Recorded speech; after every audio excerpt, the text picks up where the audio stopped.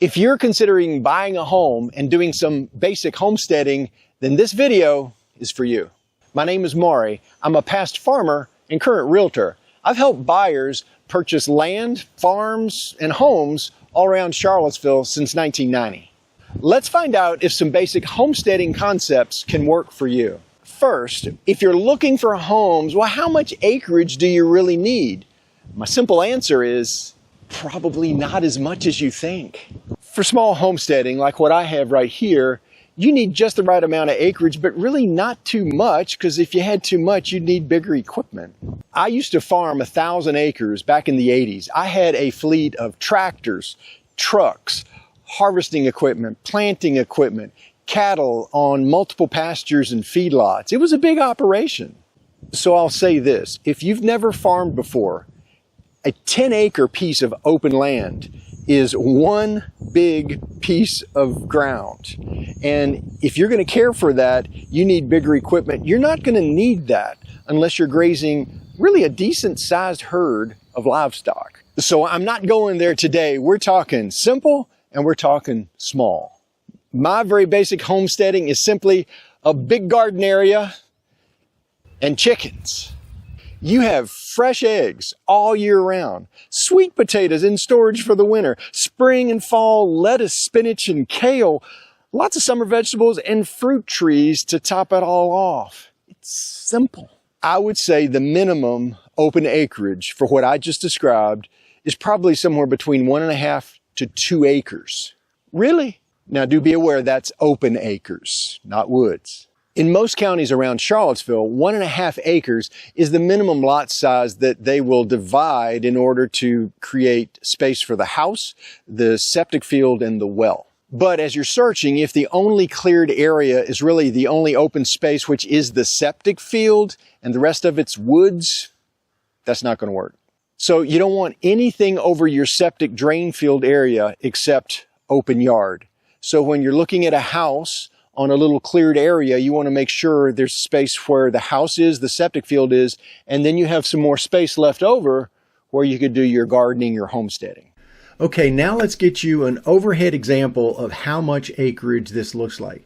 So look on this right here and you will see this is actually my property where I have my garden area, my chicken run, and you can see how it's in relation to my house and my septic drain field.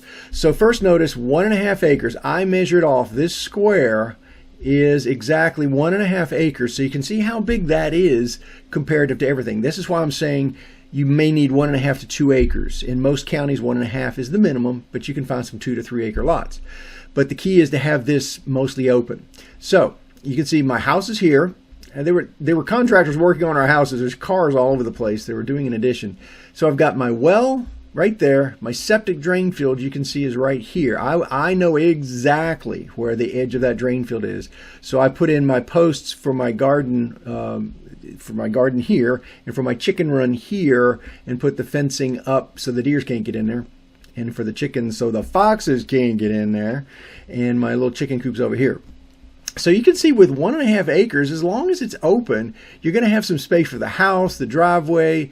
The drain field for your septic is going to be your best yard area, and then beyond that you need some more. But notice here, I got all this extra space I'm not even using. I'm bush hogging all this space way out here. But if you had like goats, sheep, pigs, something smaller livestock, you could fence in this area in 1.5 to 2 acres and have a nice little space for a few animals. Not for a herd, but that would work really well. And so you can see why I'm saying if you go beyond 1.5, 2 acres, then you've got area that you've got to take care of. And so just keep it concise and you'll be fine. All right, now let's get on the ground and I'll show you exactly what it looks like. Now here's my garden area, and you can see it as it goes over here to the left. And right there is the edge of the garden, and my front of this garden area is about 100 feet. So from that point over to that point is about 100 feet. And on the side over here, from that point, it's 50 feet from this point over to the next. So my garden is about a 50 by 100 foot square rectangle. So it's about 5,000 square feet in that garden area. And here's my garden gate. I'll just share this, working with cedar. I mean, cutting them out of the forest. Yeah, I can cut the posts I want. I can manipulate it. It's a light wood. You can nail nails into it. And it lasts a long time. I made this old gate and these posts. They've been in here for like 12 years. It just still works. It just works. And it's very rustic looking, if you like that. And my cold weather crops are right here. I have them in small 4x8 sections. You can see a couple kinds of lettuce, spinach, kales, some more spinach in this one, and some butter crunch lettuce over there. And then another shot again so you can see the two types of kale I got in there, a red Russian kale and a regular type. So I made these little cold frames with these little, they're south facing so that those fronts can take in the heat and the sunlight even in the winter months. And so that just made them so that they slide on and off like that. And it was just fun making them, little 4x8 sections. We harvested lettuce and kale as late as December and January. A couple of years, just by, I could at nighttime I would slide it on. Daytime sometimes I'd slide it off if the weather was nice, or you'd leave it on all day if it's really cold. It does pretty good. This area is my strawberries, and got new strawberries just put in. They'll be getting a little bit bigger here soon. And as my asparagus patch, and right at this time of year, hey, he just peeked his head out. Here he is, the first, probably, well, one of the first little asparagus buddies. Over here is my big garden area for the summer. It's green. It's got red clover I planted in there, and I'm going to till that under. It's great for nitrogen in the soil. My fruit trees, again, let's see, what have I got here? I got 3 pears. I've got 4 apples. You got to have them in that fence so they don't get eaten by the deer and everything. And over here's my chicken run. As you can see, it's pretty big. I used to have 12 or more chickens. I've got only 3 or 4 right now, but it's just a great, you can see lots of good green grass. They just absolutely love it. You can see them. They just love that place. They range around the whole thing. They make sure there's no bugs in there. They take care of everything. And about an egg a day, you're going to get, it's not quite a 24-hour cycle, but you get just about an egg a day from those chicklets. It's wonderful. Yep. And just a big overview now. The garden from one side to the other. So you can see how much space that is. All the way through, 5,000 square feet there. Then over to the edge of the chicken run, all the way back to the edge of the chicken coop.